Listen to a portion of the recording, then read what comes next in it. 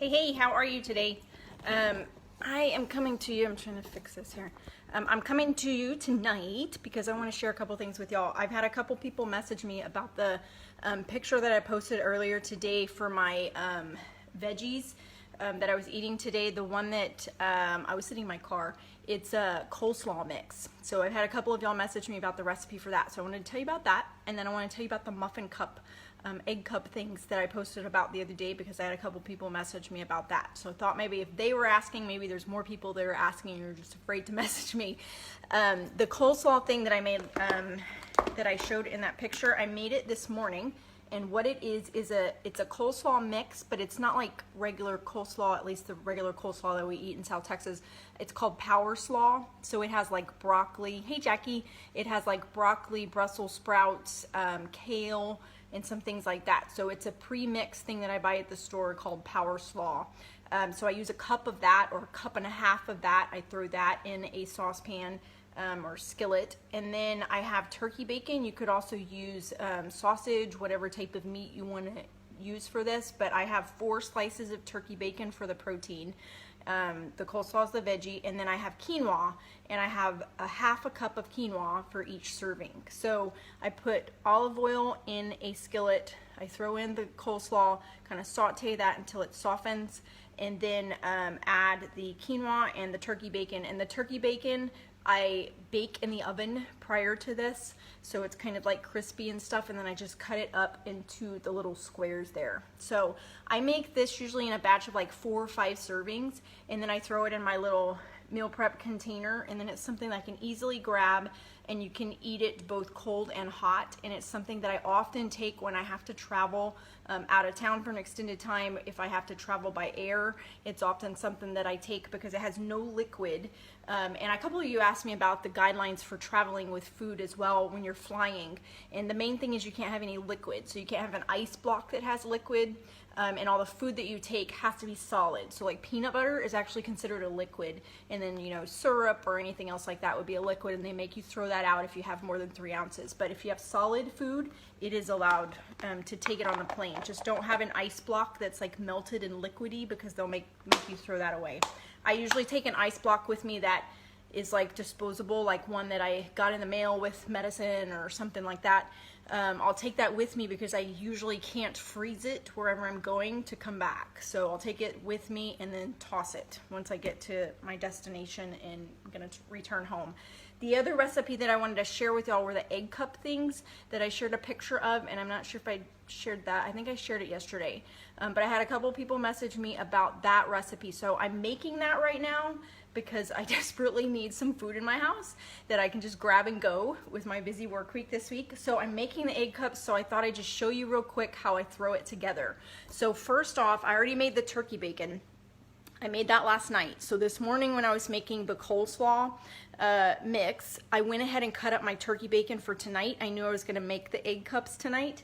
So I cut those up and had them ready. I put them in a little container like this in the fridge, and so they're like ready to go, and I already threw them into my bowl there. Okay, so you could use sausage or some other type of meat for this too if you don't like turkey bacon. Then I have here, don't pay attention to all my dishes in the sink, but I have here quinoa in my baby Instant Pot. Do you like my baby Instant Pot? I have a mama Instant Pot and a baby Instant Pot, and then I still need the papa. I haven't gotten the papa from the store yet. But this is my baby Instant Pot. There you go.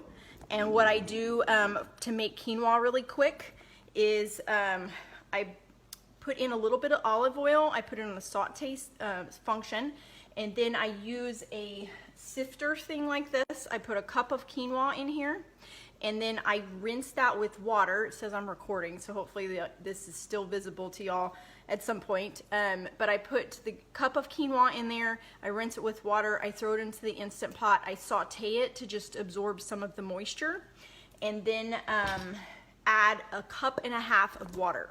Okay, so that has made my quinoa, and then I put it in for pressure cook for 1 minute, just 1 minute.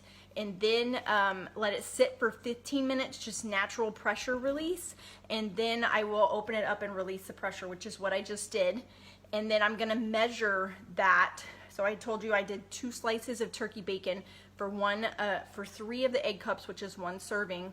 And then I'm gonna do a half a cup of quinoa for each serving. So if I have the muffin cup thing here with 12, I'm gonna multiply that times 4. So I'm gonna do 2 cups of quinoa, and I have 8 slices of turkey bacon, and then 1 egg for each serving. So I have 4 eggs that I will throw in there and mix with that as well. And then I took 4 cups of spinach and sauteed them. So I sauteed the spinach down to that. And so I will throw that into the bowl as well. Mix all of that up and then just spoon it out evenly among these cups, okay? And then you bake it for 20 minutes at 375. Sometimes I leave it in a little bit longer than that just to make sure it's cooked all the way through. But this is another one that is good for taking on a plane or flight.